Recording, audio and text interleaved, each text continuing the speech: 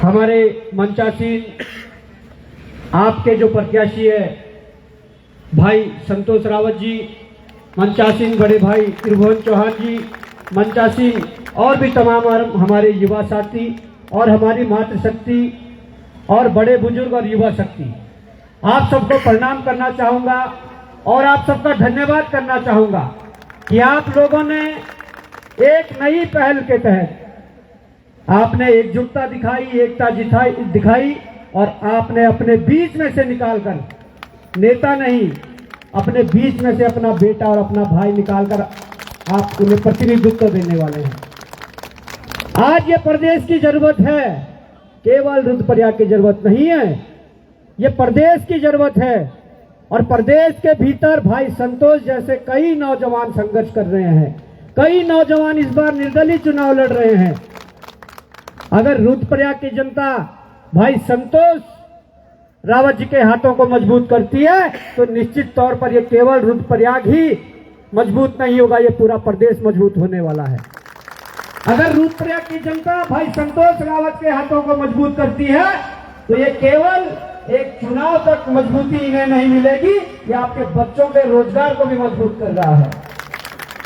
ये अपने जो संसाधन, हमारे जो संसाधन है, उन संसाधनों पर जिस प्रकार से बाहरी लोगों का हक अधिकार जमे पड़े हैं, सारा पैसा उत्तराखंड से बाहर जा रहा है।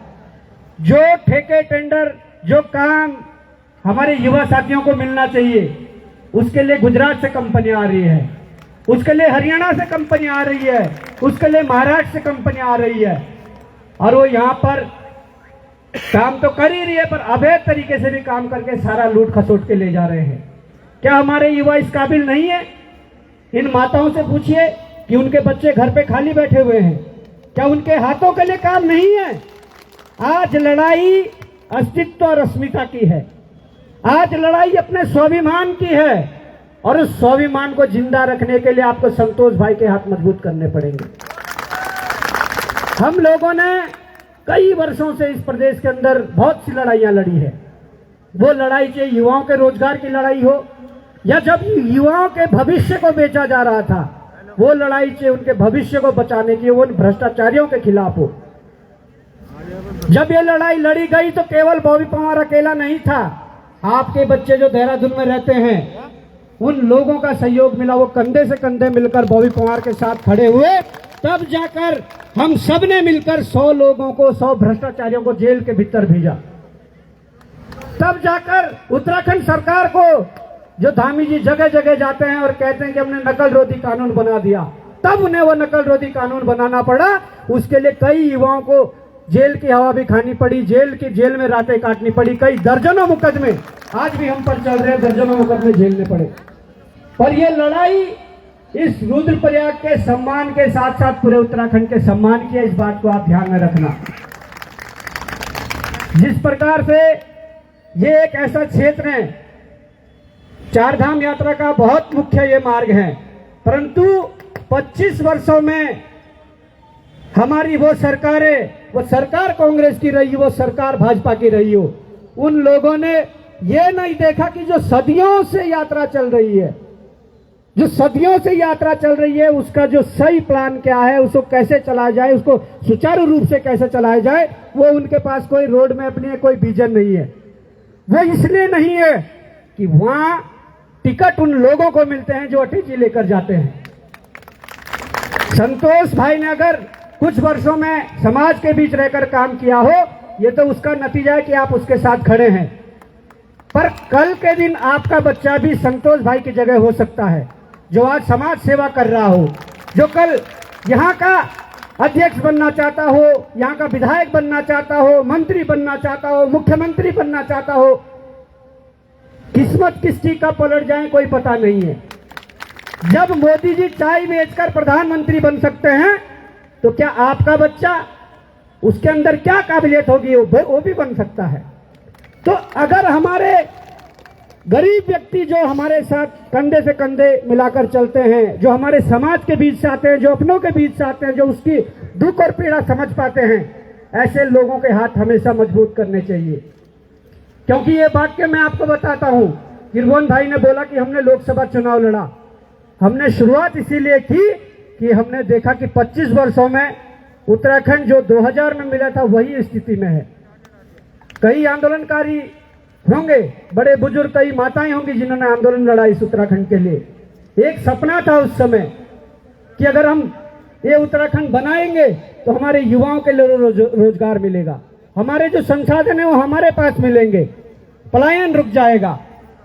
जो लखनऊ की दौड़ है, जो वहां से विकास नहीं हो पा रहा वो विकास हो पाएगा, परंतु कुछ नहीं बदला। एक राज्य मिला और आज ये लड़ाई राज्य को बचाने की है। ये भाई संतोष जी यहां से शुरुआत कर रहे हैं। संतोष भाई के जैसे कई युवा साथी अलग अलग जगहों से शुरुआत कर रहे हैं। हम चाहते हैं कि 23 तारीख को बाल्टी के सिंबल पर मोहर लगाकर आप भाई संतोष भाई को भारी मतों से विजय बनाए। और मुझे उम्मीद है कि ये कोई भी रोड मैप इस रुद्रप्रयाग में उतारना चाहेंगे, कोई भी विकास कार्य करना चाहेंगे, तो ये इन्हें पूछने की जरूरत कांग्रेस से नहीं है, भाजपा से नहीं है। ये अगर पूछेंगे तो आप लोगों से पूछेंगे कि आपने जिताया मुझे, आप क्या करना है।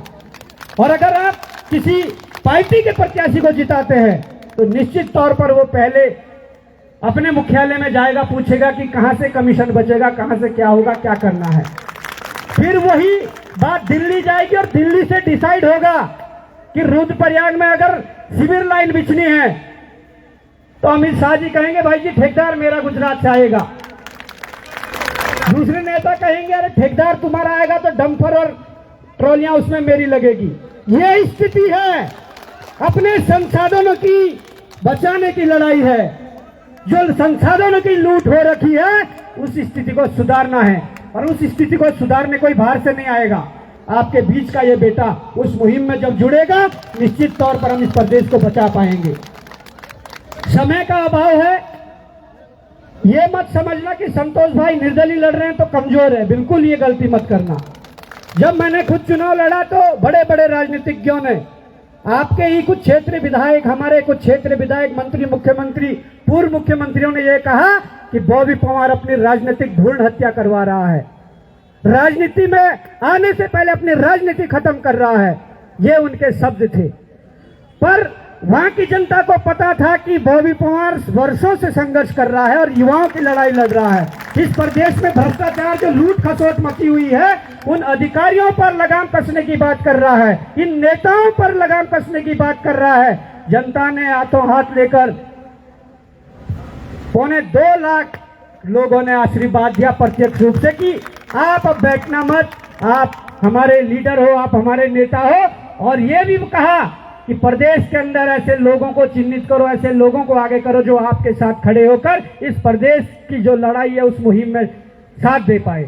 तो यही कोशिश हमारी चल रही है। हम लगातार पूरे प्रदेश भ्रमण में हैं और सौभाग्य है कि आप लोगों के बीच भी आने का मौका मिला। अभी कर्णप्रयाग जाएंगे, कल गोपेश्वर जाएंगे, फिर डीडी हाट, मुनस्यारी तक जाएंगे। पर मैं यही निवेदन करना चाहता हूं हाथ जोड़कर अपने युवा साथियों से, खासकर देखिए हमारे अभिभावकों ने, हमारे आंदोलनकारियों ने लड़ाई लड़ी थी उत्तराखंड की बेहतरी के लिए, पर आज बड़ा दुख हो रहा है हमें उनके बच्चों को, हम उनके बच्चे हैं आंदोलनकारियों के, हमें भी आज वही लड़ाई लड़नी पड़ रही है। पर आज का युवा यदि नहीं संभला तो उन्होंने लड़ाई लड़ी, हम लड़ाई लड़ रहे हैं, हमारे बच्चों को भी सड़कों पर लड़ाई लड़नी पड़ेगी। इसलिए ये सही समय है, ये सही समय है। और पूरे 5 साल में एक मौका मिलता है वोट की चोट का, उसी से तय होता है, उसी से जवाब दिया जाता है। आप किसी मुख्यमंत्री, मंत्री, विधायक के आगे आप गाली गलौज भी करके आओगे, उसका असर 1 दिन 2 दिन रहता है। पर आप वोट की चोट करोगे तो 5 साल तक असर दिखेगा। 5 साल बाद उन्हीं दलों को यह सबक मिलेगा कि अच्छे लोगों को टिकट देना पड़ता है, उन्हीं दलों को यह सबक मिलेगा यार बिना काम के वोट नहीं मिलता है, वोट के लिए काम करना पड़ता है। ये शुरुआत आप लोगों को करनी पड़ेगी। समय कम है, लगातार पीछे से भी बोल रहे हैं कि कर्णप्रयाग से फोन आ रहे हैं। मैं चाहूंगा कि संतोष भाई अपने ओजस्वी विचारों से आप लोगों के बीच अपनी बात रखें और उसके बाद हम भी कर्णप्रयाग के लिए रवाना होंगे और आप सबका आशीर्वाद भाई संतोष भाई को मिले, मैं ऐसी कामना करता हूं, आप लोगों से प्रार्थना करता हूं। धन्यवाद। जय हिंद, जय भारत, जय उत्तराखंड। संतोष रावत जिंदाबाद, संतोष रावत जिंदाबाद, हमारा नेता कैसा हो।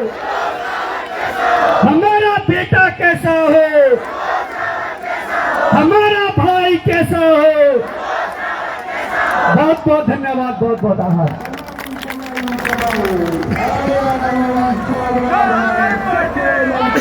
बहुत बहुत धन्यवाद। मेरी मातृशक्ति आप सबके चरणों में नमन करता हूँ, प्रणाम करता हूँ।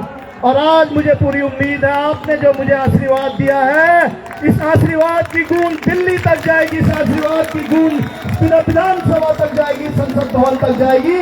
और रुद्रप्रयाग के विकास में आपका भाई, आपका बेटा सबसे आगे खड़ा रहने का काम करेगा। हमारे बीच में बहुत सम्मानित जो हमारे भाई हैं बॉबी पवार जी, जिन्होंने बेरोजगारों की लड़ाई लड़ने का काम किया, पेपर लीक वालों को जेल भेजने का काम किया, जो आपके बेटे की नौकरी पर डाका डाल रहे थे, आपकी बहन की नौकरी पर डाका डालने का काम कर रहे थे, उनको अगर किसी ने जेल भेजने का काम किया तो बॉबी पवार जी ने किया। एक बार जोर से नारा लगाएंगे, बॉबी पवार, बॉबी पवार, युवाओं की आवाज, त्रिभुवन चौहान। मैं बहुत बहुत धन्यवाद और स्वागत करता हूं बॉबी भाई का। आप हमारे बीच में उपस्थित हुए और आपने हमें आशीर्वाद देने का काम किया। बहुत बहुत धन्यवाद और बहुत बहुत स्वागत बॉबी भाई का। हमारे बीच में हमारे बड़े भाई, आपने देखा होगा पूर्व में भी हमारे बीच में जब हमारी परिवर्तन रैली थी उसमें भी आने का काम किया, बड़े भाई त्रिभुवन चौहान, इनका भी मैं यहाँ पर बहुत बहुत हार्दिक स्वागत अभिनंदन करता हूँ। हमारे बीच में बहुत ही बुजुर्ग हमारे नेगी जी बैठे हुए हैं जो आर्मी से रिटायर है। हमारे बीच में बहुत ही सम्मानित जसपाल भारती जी बैठे हुए हैं, उनका भी स्वागत है। हमारे बीच में 2 बार के पूर्व सभासद भाई सुरेंद्र भंडारी जी बैठे हुए हैं, इनका भी स्वागत है। हमारे बीच में सुनील भाई बैठे हुए हैं। हमारे बीच में हमारी महवा मंगल दल और तमाम कीर्तन मंडली, जितने भी लोग हैं, मैं आप सबका स्वागत और अभिनंदन करता हूँ। हमारे बीच में भाई टाटा सुमो यूनियन के अध्यक्ष भाई गणेश सेमवाल जी हैं, आपका भी हार्दिक स्वागत अभिनंदन करता हूँ। मैं निवेदन करूंगा आप मंच पर आए भाई गणेश सेमवाल जी, और जितने भी लोग अप्रत्यक्ष प्रत्यक्ष रूप में यहाँ पर आए हैं, आप सबका, और जो सोशल मीडिया के माध्यम से हमें देख रहे हैं, आप सबका भी मैं स्वागत अभिनंदन करता हूँ। आपने देखा होगा आपका बेटा आपके लिए हमेशा खड़ा रहा है। हम हर जगह लड़ाई लड़ने का काम अगर किसी ने रुद्रप्रयाग में किया है तो हम आपके बीच में रहे हैं। आप देखिए बीजेपी कांग्रेस के उन प्रत्याशियों को, वो कभी आपके बीच रहे हैं? आप बताइए, मेरी माताएं बताएंगी, रहे हैं कभी? आवाज नहीं आई, शायद में रहे होंगे आपके बीच, रहे हैं कभी? कहीं देखा आपने उनको संघर्ष करते हुए? कहीं देखा आपने उनको अपने सुख दुख में? पीछे से आवाज नहीं आई। सुभाई क्या देखा आपने? भक्ति, परवीन भाई, गुडेजा जी, देखा आपने कभी उन लोगों को? नहीं देखा ना? हाथ से बताइए, देखा नहीं देखा? बताइए, आपने देखा नहीं देखा? उनको नहीं देखा ना? आपने किसको देखा? किसको देखा आपने? अपने बेटे को देखा आपने। हर संघर्ष में, हर जगह आपके बीच खड़ा रहने का काम हमने किया है, और हमें तो गर्व होता है कि हमारी माताएं हमें आशीर्वाद देती है। और हम किसी के दरवाजे पर जाते हैं तो उनके चेहरे का भाव देखकर, जब मैं प्रचार में जा रहा था मुझे उम्मीद नहीं थी कि मुझे इतना अच्छा रिस्पॉन्स मिलेगा। जब मैं अपनी माताओं के घर पे जा रहा हूँ, बैल बजा रहा हूँ, तो दरवाजा खुलते ही जैसे मुझे देख रहे हैं तो कह रहे हैं संतोष आ गया। और बड़े बड़े अच्छे ढंग से व्यवहार, और इतने अच्छे ढंग से आप, इतने अच्छे ढंग से मुझे बैठा रहे बॉबी भाई और त्रिभुवन भाई, कि मुझे उम्मीद नहीं थी कि इतना अच्छा रिस्पॉन्स, इतना अच्छा प्यार, इतनी अच्छी मोहब्बत आप अपने बेटे को, अपने भाई को करते हो। और मैं बहुत बहुत धन्यवाद देता हूँ तमाम हमारे बुजुर्ग जितने आए हैं, आप सब लोगों का भी बहुत बहुत धन्यवाद। और मैं आपसे निवेदन करता हूँ, ये दोनों पार्टियां, जैसे बॉबी भाई ने कहा, ये आपके बच्चों को ठगने का काम कर रहे हैं, जैसे मुझे ठगने का काम किया है, जैसे मुझे ठगने का काम किया है, ये आपके बच्चों को भी ठगने का काम करेंगे। बॉबी भाई ने कहा, अगर आपके बच्चों का भी सपना होगा कि वो प्रधान बने, वो जिला पंचायत सदस्य बने, वो बीडीसी मेंबर बने, वो पार्षद बने, सभासद बने, नगर पालिका अध्यक्ष बने, ये कभी नहीं बनने देंगे। इनको सिर्फ नोट दिखेंगे, नोट दिखेंगे, नोट दिखेंगे। ये जो नोटों के पेची लेकर जाएगा उसको ये काम करने, उसको टिकट देने का काम करेंगे। आपसे मैं निवेदन करता हूं कि अगर 23 तारीख का दिन होगा, चुनाव चिन्ह क्या होगा? नहीं, पीछे से आवाज नहीं आई, क्या होगा? पार्टी भरेगी नहीं भरेगी? कितनी बार भरेगी? आप लोगों ने इसी तरह से आशीर्वाद देना है। और मैं आपको विश्वास दिलाता हूँ, आपका बेटा आपके 20-10 गुनी ताकत से खड़ा रहेगा। आपने मेरा घोषणा पत्र पढ़ा होगा। किस किस ने मेरा घोषणा पत्र पढ़ा है? हाथ खड़े करना, किस किस ने पढ़ा है? कैसा लगा आपको मेरा घोषणा पत्र? कैसा लगा आपको? क्या सबसे अच्छा लगा उसमें? हमने वादे किए हैं, 19 वादे किए हमने। 200 दुकानें बनाने का काम आपका बेटा रुद्रप्रयाग नगर पालिका में करने का काम करेगा। और ये दुकानें किसको मिलेंगी? ये दुकानें जो यहाँ पर बैठे हुए हैं आप सब लोगों को मिलेंगी। हाथ खड़ा कीजिए, आपको दुकान चाहिए नहीं चाहिए? 200 दुकानें बनाने का काम आपका बेटा करेगा। एनएच ने आपकी एनएच और जिला प्रशासन ने आपकी दुकानें तोड़ी हैं, आपकी खोखे रेडी हटाए हैं नहीं हटाए हैं? बताओ। मैंने वादा किया है उसमें आपको, मैं पहली बोर्ड बैठक में जिस दिन हमारा शपथ ग्रहण होगा उस दिन आपको जो दुकानें हटाई हैं इन्होंने अतिक्रमण के नाम पर, उनको दुकान देने का काम आपका बेटा करेगा। हमने वादा किया अपने मैनिफेस्टो में, घोषणा पत्र में। और कई लोग कह रहे हैं आप तो एक जगह आपने टैक्स माफ करने की बात की, जो नया क्षेत्र जोड़ा है। मैंने कहा 10 साल के लिए मैं टैक्स माफ करूंगा। कई लोग ये कह रहे हैं कैसे कर दोगे? आपने तो एक तरफ से कहा टैक्स माफ होगा, एक तरफ से आप एक साल में जो 90 लाख नगर पालिका की आमदनी है उसको 5 करोड़ करने का वादा किया हमने। भाई साहब पहला जो हमारा घोषणा पत्र में पहला वादा है, हम 5 करोड़ नगर पालिका की आय करने जा रहे हैं। कई लोग कह रहे हैं कैसे कर दोगे? अरे भैया हम टैक्स भी नहीं बढ़ाएंगे, हम अपनी दुकानें बना रहे हैं, हम अपने संसाधन बढ़ाएंगे, तब जाकर हम आमदनी करने का काम करेंगे। आपने देखा होगा रुद्रप्रयाग में पानी की समस्या रहती है, हमने अपने मैनिफेस्टो में वादा किया है हम आपको पानी देने का काम करेंगे। स्टेडियम आपने देखा गुलाब राय का यूज सारे नेता करते हैं, हर जगह गुलाब राय मैदान की बात होती है, सारे कार्यक्रम गुलाब राय मैदान में होते हैं। किसी की शादी हो, कोई कार्यक्रम हो, किसी मंत्री को आना हो, वीआईपी को आना हो, तो वो कहाँ रुकता है? गुलाब राय मैदान में। और गुलाब राय मैदान के लिए आज तक कभी किसी नेता ने नहीं सोचा। आजकल बड़े बड़े नेता हमारे विधायक जी हैं, बीजेपी के विधायक जी बहुत सम्मानित है, बहुत मान सम्मान करता हूं उनका बहुत बड़ा संघर्ष है। पर आजकल जाकर वो घोषणाएं कर रहे हैं, झूठी घोषणाएं कर रहे हैं कि किसी को कह रहे हैं इस वार्ड के लिए 10 लाख दे देंगे, इस वार्ड के लिए 20 लाख दे देंगे। अरे इससे पहले भी तो आप विधायक थे, 10-20 साल से आप विधायक, 10 साल से आप विधायक थे, तब कहाँ वार्ड में थे? तब क्यों नहीं उस वार्ड में आए? तब क्यों नहीं अंसारी वालों की याद आई? क्यों नहीं अपर बाजार की याद आई? क्यों नहीं पुनाड़ की याद आई? क्यों नहीं महादेव मोहल्ले की याद आई? क्यों नहीं रतौली की याद आई? क्यों नहीं तिगड़ी की याद आई? सुमेरपुर की याद आई? सोन खुलड़ की याद आई? तब क्यों नहीं आई? तब कहाँ थे वो लोग? आज 10-10 लाख रुपए देंगे, कोई घोषणाएं कर रहे हैं लोग। ये लोग आपको बहलाने का काम कर रहे हैं। मैं आपको बताना चाहता हूँ बहुत प्रलोभन देंगे। त्रिभुवन भाई ने भी कहा, बॉबी भाई ने भी कहा, ये आपको प्रलोभन देने का काम करेंगे। आप इनके प्रलोभन में फंसोगे नहीं फंसोगे? जोर से बताइए, आप मुझे विश्वास दिलाइए। मैं विश्वास करूं? ले लेना इनसे, लेने के लिए मना मत करना, इनके पैसे ले लेना, मना मत करना। साड़ियां बट रही है, सूट बट रहे हैं, मिठाई के डब्बे बट रहे हैं। और ऐसे भी प्रत्याशी है जो राशन बांटने का भी काम कर रहे हैं। जो देंगे सब ले लेना, सब हमारा पैसा है, हमारी गाड़ी कमाई का पैसा है, हमारे टैक्स का पैसा है ये सब। क्यों भाई साहब? हमारे टैक्स का पैसा है। हाँ, हमारे टैक्स का पैसा है। इस टैक्स के पैसे को आपने अपनी जेब में लेना है। और वोट कहाँ देना है?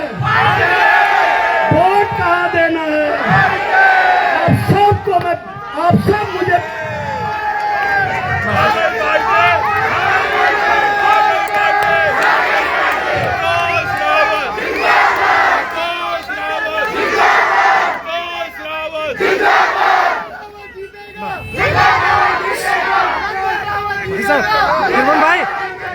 भाई ये हर तरह का प्रलोभन देने का काम करेंगे आपको। आपने अपने बेटे पर विश्वास रखना है, अपने भाई पर विश्वास रखना है। हमेशा आपके बीच खड़ा रहा या नहीं रहा? बताइए। जब मैं आपके बीच खड़ा रहा हूं तो मैं आपको विश्वास दिलाता हूं, आप रात फोन करेंगे, दिन फोन करेंगे, बिस्तर से उठकर आऊंगा, आपकी सेवा में कहीं कमी नहीं रखूंगा। ये आप मुझ पर एक बार विश्वास कीजिए और मैं आपकी सेवा के लिए।